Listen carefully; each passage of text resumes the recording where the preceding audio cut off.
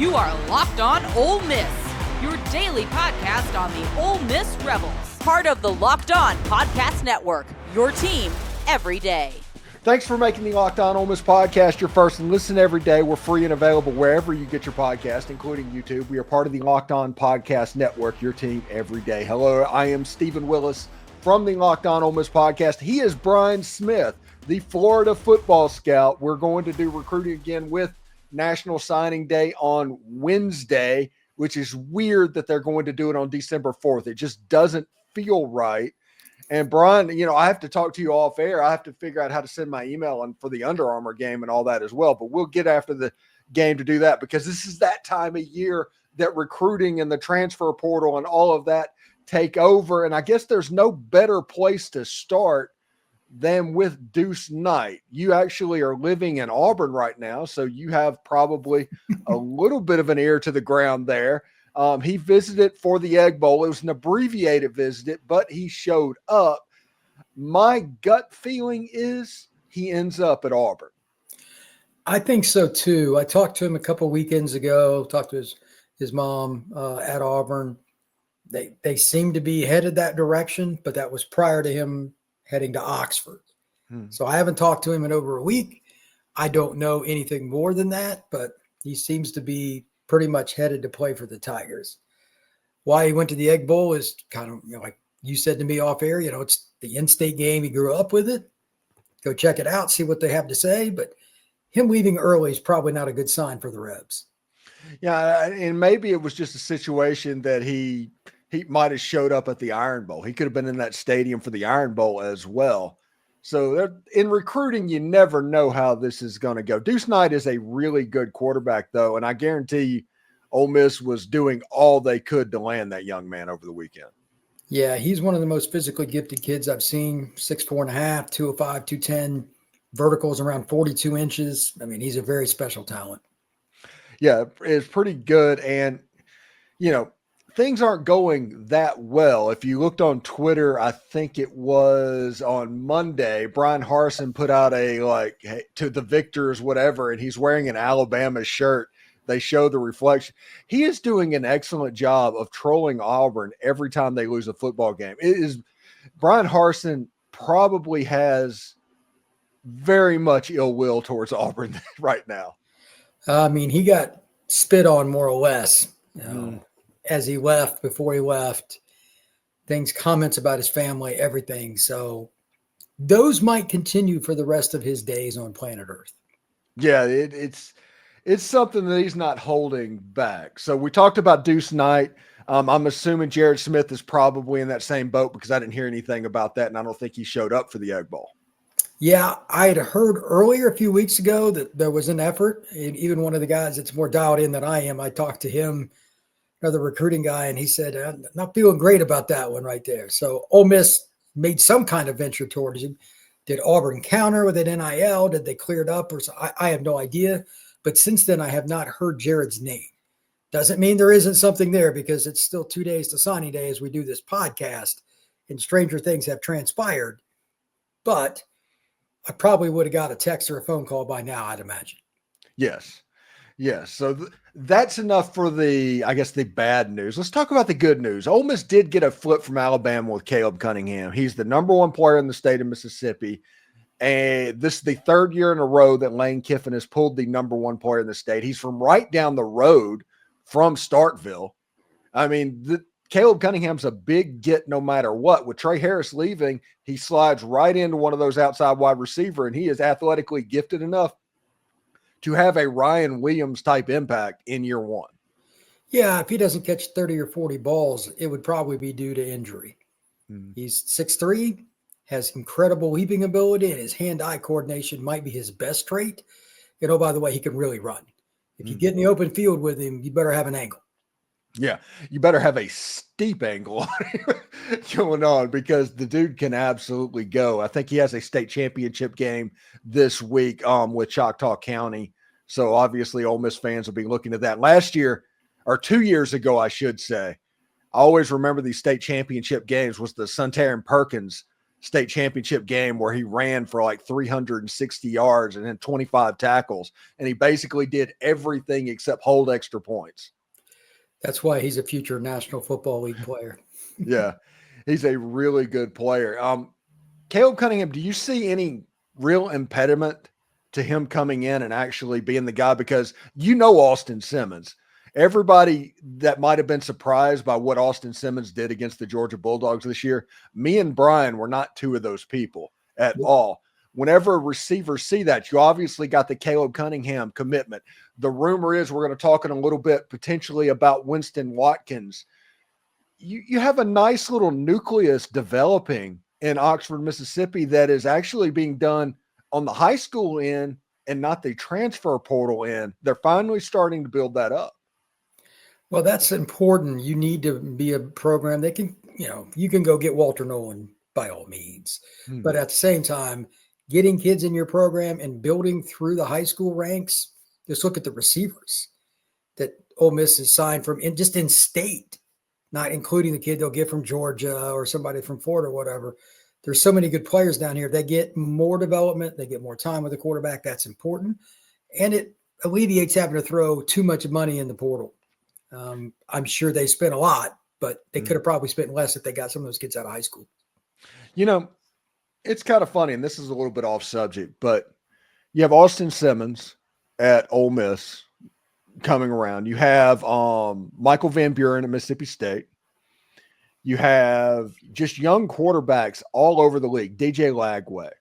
I mean, everywhere you look, Arch Manning. The SEC has a class of young quarterbacks that are coming up that is better than I remember in the last 5 or 6 years. To be honest, it goes in weird cycles, Steven. I don't understand it either. Why it's that way, I don't know. I mean, even the kid at A&M, he's got a long way to go, but you can see the tools. I really like Austin Simmons. He's one of the smartest young men I've been around. That's another great example. DJ, obviously, Florida. That's kind of self-explanatory. Yeah. Nico's got 2 more years eligibility at Tennessee. Anybody you play, pretty much. Lenore Sellers. Yeah. Oh, yeah. I mean, if he figures out the throwing part, he can win a Heisman. Yeah. That kid is freaky. And the kid at Mississippi State's pretty good for a freshman. Baby, he's a good player. I saw him at the Under Armour game, and I was like, who is this guy? Yeah. I mean, and anytime you stand out on that field. Yeah, exactly. Yeah. Yeah, so the league is looking very good in that regard. I don't know who Georgia's next guy is, but they've got some talented arms in their room too. Shocker. Alabama's got arguably the best prep quarterback coming in the country out of Dallas. So the SEC has got quarterbacks galore. The next 2-3 seasons ought to be really, really good. Yeah. Do you think, honestly, as a gut feeling, they're going to let Diego Pavia get the extra year of eligibility? I hope so, because he's good for the game. I mean, it's cool that, when was the last time you and I said, boy, Vanderbilt's fun to watch? You know what I mean? I've seen him live. And the person that's voting against it is definitely Hugh Freeze. He's lost to him 2 years in a row. He doesn't want to see him. Well, 3, because he was at Liberty. He doesn't want any part of Diego Pavia. Yeah. So. Yeah. It's a situation to where I think Hugh Freeze has to send him a Father's Day gift. He's eating them alive, but you never know with the NCAA, Steven. I ain't touching that with a 10-foot pole. But for his sake and for me enjoying watching him play, I hope he gets it. Thanks again for making the Locked On Ole Miss podcast your first listen every day. When we come back, we'll talk about certain players that, you might not be thinking about, but they're a big part of Ole Miss's potential class come Wednesday. So stick around. There's nothing like the energy of being at a live game, the roar of the crowd, the sound of the sneakers squeaking on the court, and even spotting a few celebrities in the stands. I remember going to an NBA game a few years back. I think it was a Mavericks game, and the electricity in the arena was unforgettable. You can't replicate that watching on your couch. This year, I'm looking forward to catching more games live, maybe a Magic game or 2. And Game Time makes that easier than ever with the new Game Time Picks feature. Whether it's basketball, concerts, or theater, Game Time helps you find the best deals on great seats all the time. And it's not just sports. Game Time also has incredible deals for concerts and comedy shows. I'm planning on grabbing tickets for a concert next month, and with all-in prices, I see exactly what I pay up front, no hidden fees at checkout. What I love the most about Game Time is their lowest price guarantee. If I find a better deal, Game Time is going to credit me 110% of that difference. And with event cancellation protection, your tickets are covered even if plans change. It's the most flexible ticketing app I've ever used. So take the guesswork out of buying tickets with Game Time picks. Download the Game Time app, create an account, and use code LOCKEDONCollege for $20 off your first purchase. Again, that's code LOCKEDONCOLLEGE for $20 off your first purchase. Download Game Time today. What time is it? Game time. And get ready to tackle the NFL action with FanDuel, America's #1 sports book. Because right now, new customers can bet $5 and get $150 in bonus bets if that bet wins. You know, Georgia is an underdog in the state of Georgia in the SEC championship game to Texas. I have no idea why. It's like Vegas does not learn their lesson about betting against Kirby Smart right now. But the FanDuel Sportsbook app gives you everything you need to place live bets for college football and the NFL all in one place. So when you get a hunch like that in the middle of the game, you can check out the latest stats, view play-by-play, and so much more on the same page where you place those bets. So just visit FanDuel.com to join today. When you get started with $150 in bonus bets, if that first $5 bet wins, that's FanDuel.com. Never waste a hunch and make every moment more with FanDuel, an official sportsbook partner of the NFL. All right, let's turn the page a little bit, Brian, and look at some visitors that's interesting. Ole Miss had I don't want to say a surprise visitor, because a surprise visitor actually doesn't exist because you have to schedule it, but nobody knew about it. So it's a surprise to outsiders, and that is Connor Halls, the offensive lineman out of Osceola down in Kissimmee, Florida, maybe St. Cloud, same ballpark, you know. This is a situation. He's a pretty good little player. He's a commitment to the Arkansas Razorbacks. Ole Miss, obviously, this year is kind of revamping their offensive line. What type of player is Connor Halls, and what are you hearing about it? Well, he's a kid that I've seen several times. Osceola is a prominent program just on the south edge of Orlando, and he's playing with Tavion Swint, who's a great running back, committed to UCF, and the linebacker. He's a really good player there too. But they have a downhill power running game. Swint's been their guy for 3 years, and they're going to try to get him the ball behind the big guy. They got pretty big linemen at Osceola. Halls is really good at pulling and getting his face in somebody else's face mask. He likes to play downhill. He's a very physical, run-oriented guy. I think he'll play guard at Ole Miss or at Arkansas, whichever one he signs with, and he's a power kid. He was that way as a junior, even more so. I just watched his film again this morning as a senior. So could he play tackle? Possibly, but I like him better inside long-term. I just think his mentality fits the interior offensive line the best. Yeah, and Sam Pittman, if he's a Sam Pittman chosen lineman from out of state, you pay attention to that. Yeah, Sam obviously knows lineman. He was the Georgia O-line coach, etc. He knows the deal. All right. Also in the state of Florida, and since, you know, we have the Florida football scout on the podcast right now, Winston Watkins, the wide receiver from Southwest Florida, I think that's Fort Myers is where he is from. Good wide receiver. He's gone kind of quiet lastly. The last we heard about was he was interested in Ole Miss, but he was right up front saying, hey, we went up and down and committed all the time during recruitment. We're not doing it again. We're just signing. I agree with that. He's been a recruit since he was in 8th grade. It's Sammy Watkins' little nephew or cousin or something. They're related. That family's got a lot of really good athletes. He's at Venice High School now, really good program in the state of Florida. True slot receiver, route runner, excellent hands, very committed to his craft. Great kid to be around. Everybody likes Winnie. We call him Winnie. Just a good dude. Ole Miss is what I'd heard, but like you said, it is completely silent on my end, and I haven't talked to Winnie in a while. So I'm not sure if there's anything else, but he would be a fit in Kiffin's offense, to say the least. And I think he could play early. He's a route runner. Most guys that are coaches at the college level, especially, they don't care how talented the kid is. If you can't run routes the way they want, they won't play you. That won't be a problem with Winston Watkins.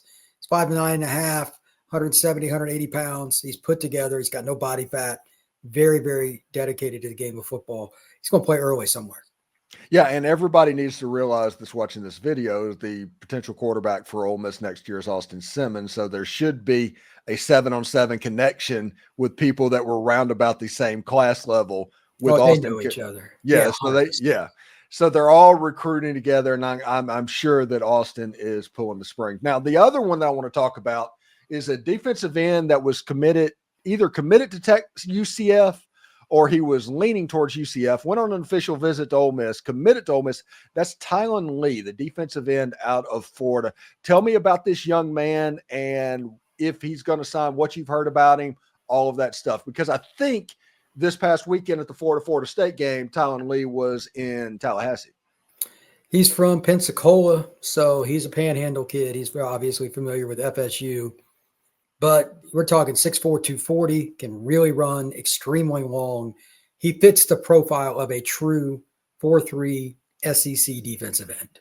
Like if you look at him on the hoof, you're like, okay, yeah, that's what it's supposed to look like.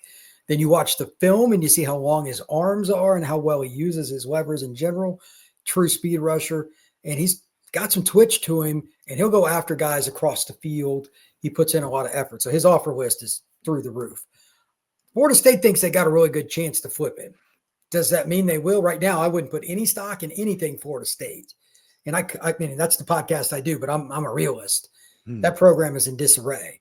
It's just that he's just over 2 hours away. So he probably played pretty early. They need help at that spot, but Ole Miss is the safer pick. So I don't know how that one's going to go.